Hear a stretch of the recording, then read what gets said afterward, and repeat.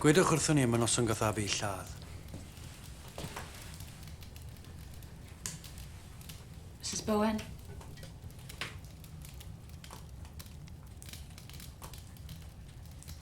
Glywes i gar Aaron yn cyrraedd. O'n i ddim yn ei ddisgwyl e. Daeth e mewn i'r gegin. O'n i'n gallu gweld wrtho fe bod i wedi bod yn ymladd. Oedd na glais ar ei wyneb e. Oedd e'n upset. Wedodd e bod e ag Abi wedi cweryla. Oedd e wedi wneud cawlach o'i fywyd. Ac oedd yn gwybod ni. Wedes i wrtho fe i fynd i gysgu sobri, sort o bethau mas yn y bore. Gysgodd e fan hyn? Heles i fe adre. Be nathoch chi wedyn?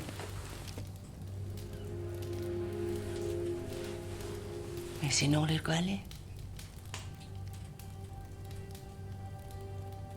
Yna tro diwetha weles i fe. Dath y plis i'r tŷ bore wedyn.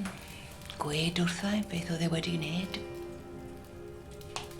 Wedyn ni ddigon wrtho fe e byd o twtch ar ferch na. Ond oedd e'n pallu gwrando.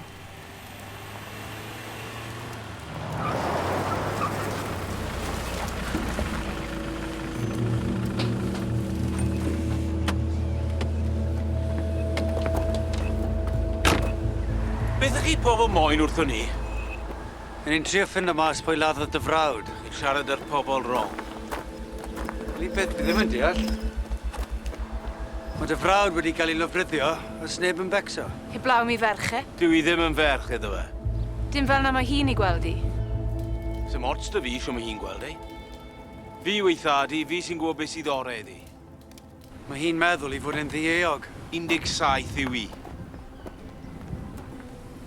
Gad lonydd i'n ferch i.